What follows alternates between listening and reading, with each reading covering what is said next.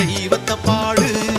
மீனாட்சி அம்மா பவனி வாரா, தேர் புடிச்சு அம்மா கிளம்பி வாரா.